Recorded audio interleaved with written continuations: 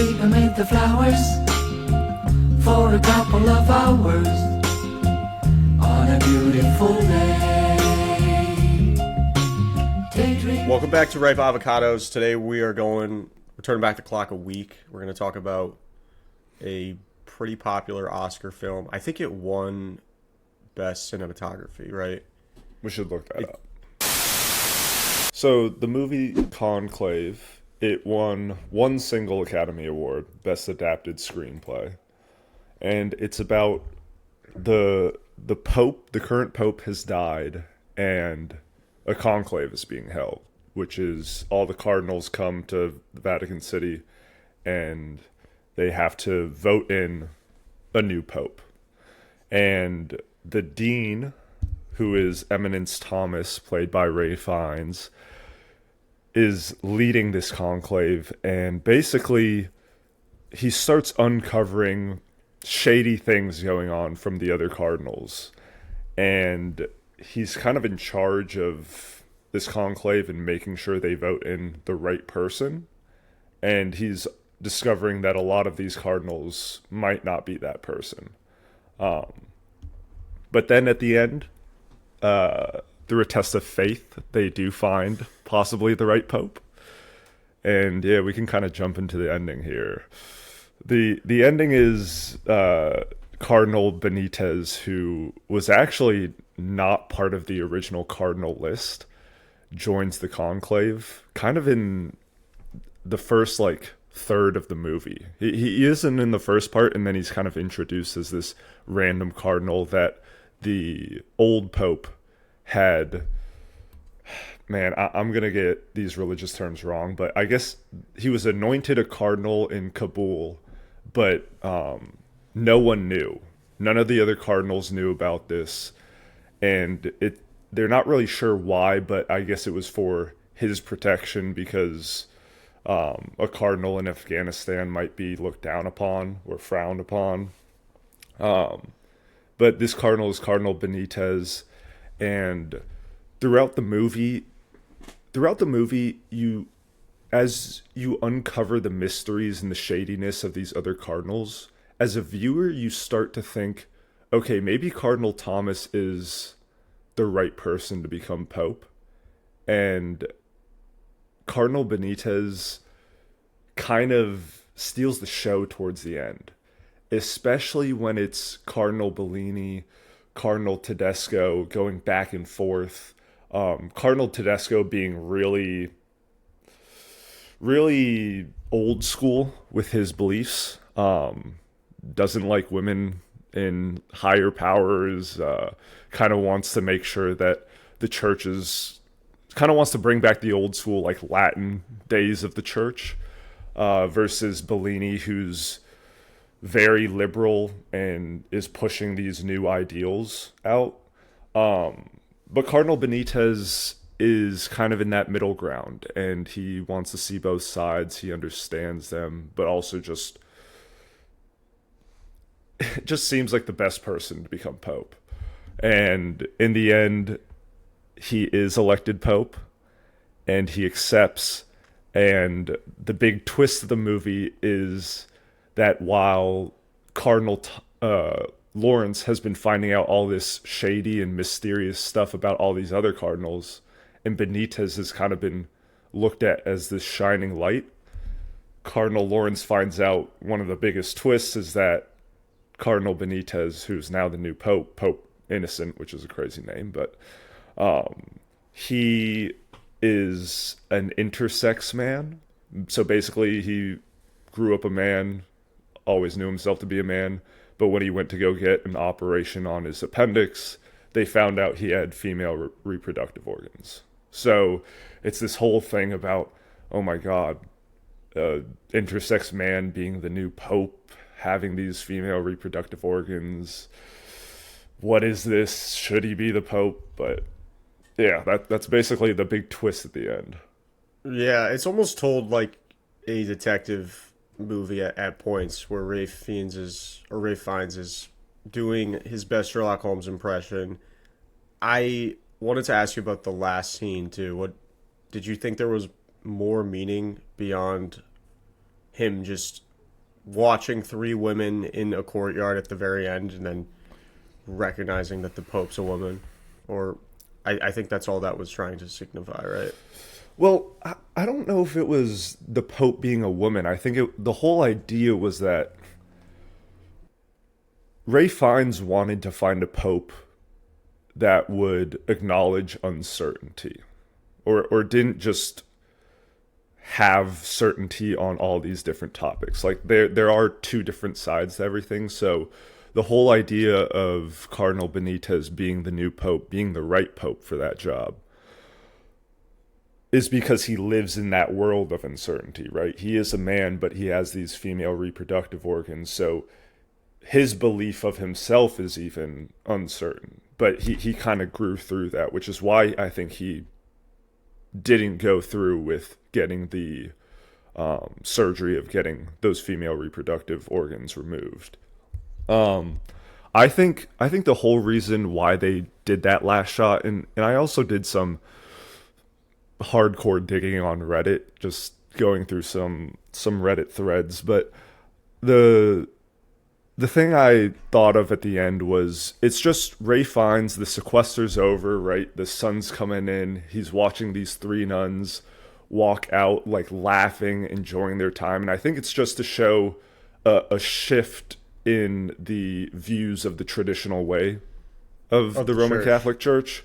Yeah, because even throughout the movie, and this is kind of touching on the cinematography, but you notice how the nuns and the women in the movie, first of all, women aren't shown that much in the movie anyway.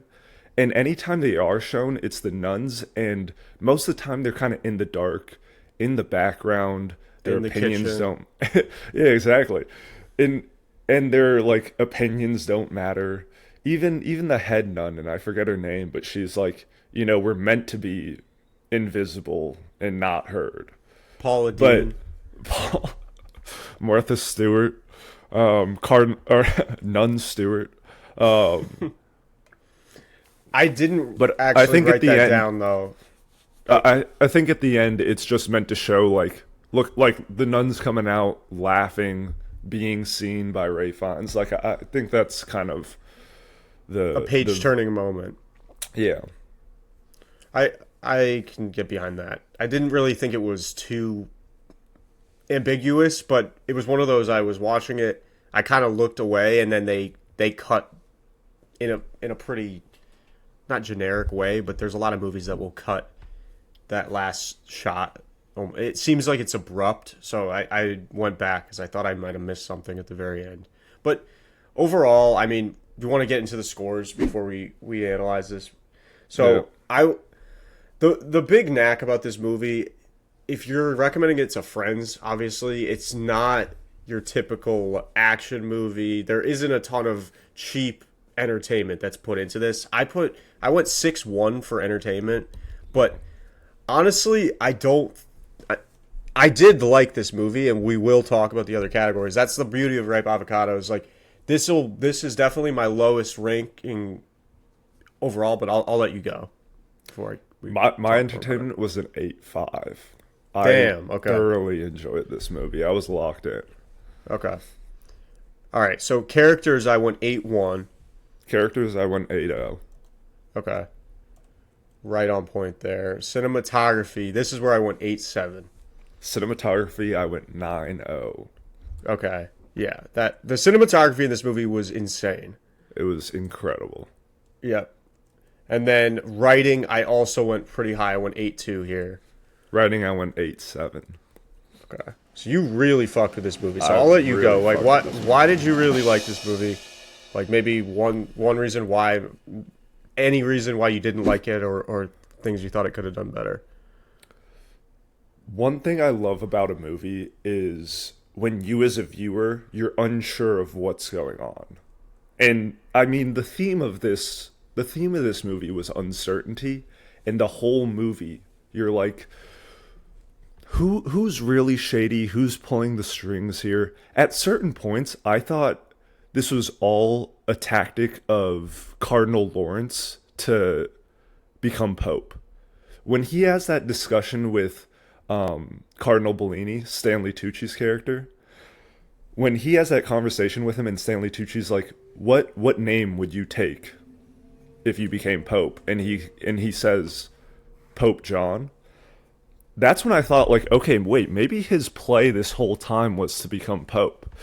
And I mean, up until the end, up until Benitez's monologue that he has in that auditorium, I'm like, okay, well, now we know Benitez is going to be the Pope. But then even at the very end, there's a little twist. So I fucking love twists in a movie. This movie had a great twist at the end, a bunch of twists in the middle. It had, as you were saying, that almost detective aspect going on through the whole thing, where Ralph Fiennes is like, on one hand, he's like, hey, don't tell me anything, we're sequestered, I can't know anything that would sway voting for the Pope. But on the flip side, he's telling Homeboy to go, look into Cardinal Tremblay, and he's breaking into the dead Pope's room and cracking open the headboard and finding these papers. He's doing the Regina George burn book, printing out or copying that shit and giving it to all the cardinals. So, Yeah. I mean, I just thought this movie was great through and through. I thought the pacing was fantastic. Like, there were no low points in it for me. The dialogue, too. I swear to God, Ralph Fiennes, his monologue at the start, before the first day of the ballots, or actually on the first day of the ballots. You mean the homily? Is that what it's called? When he's telling them, like, hey, this is who we need to pick for the Pope. Yeah, he gives the speech, the first part in Latin, and then he says, yes, okay, I'm going to go off script here. Yeah, that was, he named it a homily. I'm acting like I'm very knowledgeable on this topic. I literally don't know anything about religion, so regardless though, when he switches it up and he's like, I just need to speak from the heart, that monologue, I was like, God damn. Yeah. That made me motivated. That gave me Liam Neeson Taken vibes. No, you're completely spot on. I actually wrote down how Stanley Tucci and Ralph Fiennes just embellished everyone was using like a library voice, because they're either in Mass in St. Peter's Basilica, or they're in the Sistine Chapel doing actual voting. And they had to be in these structures when they filmed this, because it's incredible. I mean, yeah. They obviously highlight the artwork from Michelangelo and whatnot, and they just showcase these ridiculous rooms, and it's so extremely lavish. Like, it's crazy what this place actually looks like. But the whole tone of the movie is very soft spoken. It's very political, but it kind of reminded me a little bit of season 1 of Game of Thrones in a way, but way more civilized. Remember how that all begins? You have the John Aaron dies, and they need a new hand of the king. The Pope in this situation dies. You need a new Pope, and people obviously want the role. And I thought there was a lot of similarities between the two. And I also wrote down Heretic, and it's definitely because we saw it recently, as well as Juror Number 2. There was a lot of Juror Number 2 vibes for me, because they're just trying to figure out, they're trying to solve a mystery in Juror Number 2, obviously, and Nicholas Hoult is preventing that. So I can see where you're getting the idea that Ralph Fiennes might have been up to something more conniving as well. I never really got that vibe from him, and I thought his character was phenomenal. He was so good at playing this bipartisan leader. He did his best George Washington impression, was adamant that he didn't want adamant in the sense that he didn't want power. And I thought that's where Stanley Tucci's character was going to go at the beginning, because Stanley Tucci said he didn't want it, but then he said, it drastically turned more and more towards the fact that Stanley Tucci was trying to prevent Tedesco from power, but then at what cost, right? He didn't want a Richard Nixon-esque papacy, as he exclaimed, and it just shows how they just did a great job, in my opinion, of highlighting how all of these characters have flaws, including Lawrence, who is the crown prince of the movie. I mean, all these different scenarios where he could have taken a side, he tries to stay so in the middle. I loved the scene, honestly, when he was talking to Adiyami, when Adiyami gets discovered for having a child with this nun 30 plus years prior to. Again, he doesn't agree with Adiyami. He thinks a lot of his policies are shitty, which rightfully so, some of them are. But he does tell him when he basically gives him the ultimatum that or it's not even an ultimatum. He tells him like he needs to tell the rest of the cardinals what he's done, that he's sinned, and it's definitely going to affect his votes, which he's been doing well in the early voting cycles. Because I guess each time I looked this up. You have to literally do this until it's decided. How long do you think the longest conclave was? It's a ballot a day, right? Yeah. I know they did 2 ballots in one day at one point, but I would imagine, I don't know, 2 weeks. 3 years. What? In 3 years? In 1268, it was 3 years. Did they still have the smoke back then? Did you see that? The smoke? What do you mean? Well, like, you know how each day they vote. I'm pretty sure this is what they do, but each day they vote, and it's if they don't find a pope, they put in black smoke, and when they do find the pope, it's white smoke. I'm not sure. I didn't look that up. I just was looking up generic facts about it. Imagine waiting outside for 3 years and just seeing black smoke every single day and being like, Jesus, I mean, tomorrow's got to be the day, right? Yeah, no, it's pretty crazy, and it sounds like you need the majority is like 60%, or they said it in the movie. It was like percentage. 70. It was like 72 votes was needed, yeah, which is a lot. There were 96 or 97 cardinals, so a lot. That's actually more than 60%, but yeah. And then I actually wrote down, because you just mentioned 2 days. That was your guess. The shortest one ever in the last century was 3 ballots. So I assume that would be 3 days. That was in 1939. And, I forget the point I was going off there, or just the characters, I think. And I was just a huge fan of how Ralph Fiennes was able to just stay even keeled throughout the whole thing. He never really changed his morals throughout the whole movie, and I was a very big fan of his character. It was almost funny when he was doing that. You could say he had a lapse of judgment when he broke into the Pope's room and cracked the seal. It was frowned upon. I mean, he's hiding in the room from another nun to not be suspected, but she evidently probably figured it was him. But nonetheless, he's just doing it because he figures that Tremblay, John Lithgow's character, is up to some shady shit, and he maybe even killed the last pope. Who knows? Right.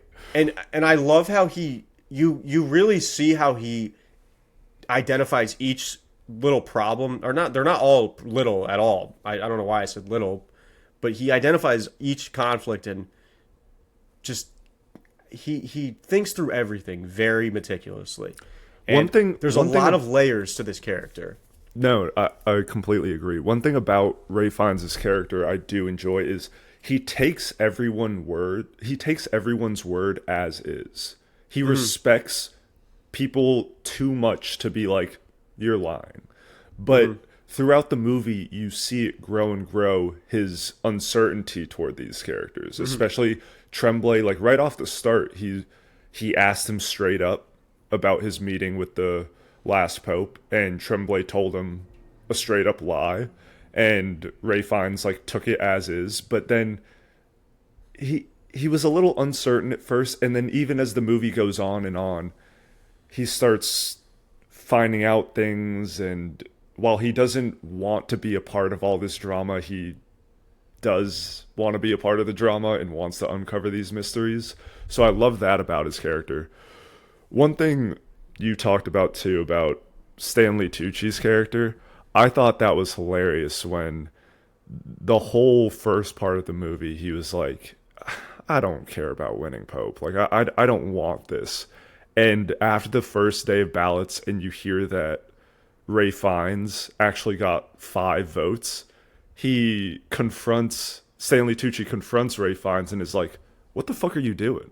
Like, Yeah. I need to win, because if I don't win, then Tedesco's gonna win, or Adeyemi, who hates women. Like, stop stealing my fucking votes." And Ray Fiennes like, "Whoa, brother, chill."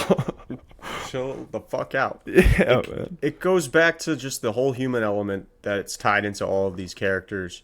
Every one of them has their flaws. Some are very greater than the other. And then Stanley Tucci kind of brings everything back and exclaims, "Hey, I'll back Tremblay here because he's the best of the worst bunch." But he really just accepted a bribe as well. So it does a whole lot. It shades his character image as well. Obviously, he's not as bad, in my opinion, as maybe some of the other scandals that we see throughout the movie. I actually thought what was going to happen, my prediction towards the end, was that Ray Fiennes had some sort of unprofessional relationship with the previous pope. That was my guess of what was going to go down. Really? Because he consistently said how he didn't. That's a nice way to put it. Unprofessional relationship with the Pope. Well, yeah, they can't have a relationship with anybody. I think they're supposed to be celibate forever. Mm-hmm. And he indicates how he told the Pope he didn't want it. And then when he goes in his room at the end, when he sneaks in his room and he looks at his glasses and he starts like tearing up, I thought that, I don't know, it gave me the vibe that maybe there was something a little bit more to that relationship. But there was a twist under the right on the tip of our tongues that we didn't probably see. I did not expect Benitez to provide that twist at the very end. But no, I really just enjoyed the characters in this movie overall, and I loved how it was overall I keep saying overall, but the way they are able to use religion and keep me interested in a largely talking movie. There's a lot of conversations, low-toned conversations inside of glorious buildings. And it just, I think the way it looks so intriguing helps that entertainment factor and makes it a little better. And their voices, like I said, it's very calming, and everything they're saying is very well detail-oriented. The lines all make sense. There aren't characters that are acting in ways that don't coincide with the story. I loved. Again, you're talking just more about how Ray Fiennes takes everyone at his word. How about the scene when he's talking to the alcoholic guy who initially tells him about Tremblay, and he sees that he's drunk. He says it to him initially. He's like, "Have you been drinking or whatnot?" And then Tremblay tries to shift the blame towards this guy for drinking, and Ray Fiennes is taking Tremblay's word for what he's saying, but he's also not stupid, and he can read right through all these guys, and it's very interesting to see how he's processing everything, because a lot of the movie are just close-up shots of him processing what he's doing. He's not ever talking aloud. He's confining a little in Aldo, Stanley Tucci's character, but for the most part, it's this internal battle between, do I break more bylaws or rules, or do we want to be exactly by the book, and whoever wins wins? And that's the line he's crossing the entire time. I think one of the things this movie did so well was like humanize, or almost take these cardinals of the Roman Catholic Church in the Vatican, kind of take them down off their pedestal and make them more human, make them a little bit more relatable. As you were saying, they showed us their flaws throughout it, but not only that, they showed us them like on their phones. They showed us Cardinal Tedesco ripping a fucking vape. Like, yeah, it showed us that like these people, they hold this high power, but it's like they're like everyone else in this world. Mm-hmm. And I thought that was fantastic. They showed it through the dialogue. They showed it through the cinematography. I mean, I fucking loved this movie. It was incredible for me. Yeah, I would say the originality for me was the driving factor for why I thought it was so good. I just thought the score also was phenomenal. It kind of felt like I was just in church, but They did a great job with the crescendo of those. I think it was probably a violin, some stringed instrument. Shout out viola. That's what I used to play. It Shout wasn't out a Viola Davis. Viola Davis. Yeah. The viola's it's a harmony instrument. It was probably a violin or cello or something. But whenever they would introduce a bit of drama or would escalate, they would just it would get louder. But it was almost constant. There was always a constant some sort of score going on. There's not a whole lot of complete silence in the movie unless they're doing like not a ritual, but some sort of prayer or tradition affiliated with the conclave. And I just thought it was really neat seeing how the whole process worked. And I think they did a great job explaining it without making it too boring. Obviously, I gave it a 6-1, but I'm going with the notion of like if I'm gonna give Deadpool or something like that an 8.5. Like obviously, I'm gonna want to rewatch a movie like Deadpool for that cheap entertainment value. But this is a very good movie, and it does a great job just immersing you and getting you to really pay attention and try and understand what's going on, especially the first time through, because you're right. There's a lot of things that you're not completely understanding at first, and it just keeps you guessing. One thing I wanted to bring up, and I saw this on a Reddit thread, and I want to know what you think about this.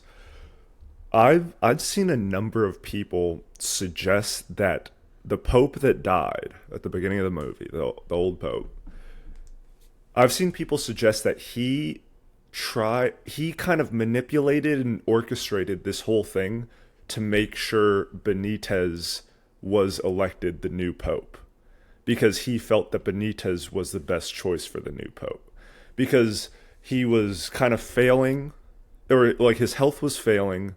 He probably noticed like who was getting ready to try to take power. And that's why he pressed Ray Fiennes to not leave the church. Because Ray Fiennes wanted to, and he kept telling him, no, don't do that, don't do that. So he kind of wanted Ray Fiennes to, because he's the dean and he would be leading the conclave, he wanted to make sure he was still in charge of the conclave so that Ray Fiennes would ultimately find these little clues that were hidden and left behind and help make sure that they picked Cardinal Benitez. Because the whole thing with the documents that kind of exposed Tremblay, them being hidden, not in plain sight, but like the headboard was clearly cracked open. You could see the piece of paper like kind of sticking out. All these little things. And I don't know. I just think it's an interesting take and wanted to know what you thought about it. Yeah, no, I agree. I was implying that he either wanted Benitez to be the Pope or he wanted Lawrence to be the Pope. And I honestly thought Lawrence was going to be the Pope. That's where it was heading towards the end of the movie, and until we get the big twist at the end. So, yeah, boring answer, but I do agree. I kind of agree with you more, because I think him wanting Benitez to be the Pope might have, it's a possibility, but a bit more of a stretch. Whereas I feel like he definitely wanted Lawrence to be Pope. Yeah. Because, I mean, throughout the movie, like I said, it's almost like it's implied that, like, Lawrence is building up more supporters because he walks that line versus being so alt-left, alt-right with his ideals. Yeah. But then it's not until that Benitez monologue in the auditorium where the viewer's like, okay, I think we see now who should really be Pope here. Right. It was a great monologue and like a great, climax to the movie, if that. But I was a huge fan of Lawrence the whole time. I mean, I think he would have made a great Pope. He obviously didn't want it, but he's just so good at the entire movie. He never breaks character. I mean, when he's talking to the nun, I already talked about his scene with Adeyemi, but even like the nun, she's clearly scared. She thinks, oh, this male figure is going to come in here and discredit everything I say. And he doesn't care. He just wants the facts and wants to do what's right. And I respect that about his identity and his morals. And he stays consistent throughout the entire movie. And in the end, I think they get the right guy. Pope Innocent. They got Pope Innocent. Yeah, Pope Innocent too. That's a famous like Pope name. Is it really? Yeah, there's been a lot of those. So So when he introduced himself as innocent and Rafe Fiennes looked like he saw death on his doorstep, you were like, "What the fuck are you looking at?" You were mad confused. I had never heard of Pope Innocent. I've heard like Yeah. Pope John Paul or whatever, and it's just like I was like, wait, can they just pick any word for their name? And I was like, nah, definitely not. But like, I wonder where that's from. I didn't know Yeah. there were previous Pope Innocents. Well, yeah. So the last thing I want to say too is I was a fan how they didn't take this movie where I thought it was going to go. I honestly didn't know it was PG. I thought we were going to get a spotlight situation here, and they did a great job. You know what I'm talking about, right? I'm not saying it. There wasn't any like diddling kids in this movie. I thought that's where I this definitely whole thing. well, I definitely thought that was implied, but Yeah, I thought that. Well, none of the actual scandals in the movie involved that. yeah, I thought that was going to be Tremblay. Exactly. I thought that was going to be a large driving part of the movie, which, whatever, it's fine. I've just seen so many renditions of that. Not that that story, and not that it's not a notable story. I just think this script was very original in the sense that it was way more focused on just like the politics going behind it. And it doesn't really sway away from it. But 8.2 final score here. And that's a high score. The entertainment is the one thing I'm going to bring down, but obviously you liked it a little more than I did. I didn't think it was a bad movie at all. I really liked it, but it's not more. I don't think this is the most entertaining movie that I saw in 2024, but it is definitely in my top 5. I would say for sure. Yeah, it's not gonna be a movie for everyone. No, If you're like a casual movie watcher and you like more action and adventure, this is not for that. It's set in like 2 to 3 settings, really 2 to 3 rooms, as you were mentioning, the Sistine Chapel, and like their dormitory or wherever they were sequestered. But the dialogue, the pacing, the cinematography, all of it took this movie to another level for me. I thought this was incredible. I can't believe it only won 1 Oscar. I thought it. I couldn't believe it didn't win Best Cinematography. I thought that alone was so fucking insane. Yeah. I was like gasping while watching it, like a couple times actually. But just some of the backdrops with, oh my god! Honestly, one of the coolest looking scene was when the window, like someone threw that thing through the window. The car bomb exploded. Yeah, the car bomb and the still of that room, which is the Sistine Chapel, with like the smoke in the air. It just looks like so ancient. They tried to make the photos like a freeze frame of like an iconic thing you would see literally in the Bible or something. Like that. It looked insane because it was Ray Fiennes. Like, I mean, there was an explosion, so it's like down on the ground, but like the lights coming in kind of like on his character. It was insane. Mm-hmm. Also, when they're all walking through the square or whatever, and they all have their umbrellas up, it's like the eagle eye shot. That shot was sick. Yeah, the costumes were very good. The costumes were well detailed. I also loved how intricate their Latin was. I took Latin in 7th, 8th grade. I don't know if they offered that at your high school. Dead language. They did, but like it was an elective. Yeah. That's where I took it. I actually took it in middle school. They didn't offer it. They discontinued it from high school, but I took it 7th and 8th grade, and obviously these guys really worked on their vernacular because it sounded pretty spot on, and it was very, very well acted throughout. I think the cast was excellently picked. I didn't have an issue with any of those selections. So I still got beef with Stanley Tucci though for Lovely Bones. I hate that man from that movie, man. I don't think I've ever seen Lovely Bones. What? No. You know what it's about though? No. I mean, don't tell me. I'll just watch it. Yeah. Watch it, and we'll talk about it on the next one because that man is. Everyone hates him. I love his character in The Devil Wears Prada. Have you ever seen that? I don't think I've actually seen it through. It used to be on FX all the time when I would come home from school. And I'd be like, fuck this movie. I want to see Transformers. Yeah. Entertainment for that was very low. But all right, so let's wrap it up there. I'm at 1%. That's all. Yeah. That's what I want to wrap it up. So that's a final score of an 8.2. Until next time, we will be back next Tuesday with another one. Peace out. Deuces. I dream of the places I've been.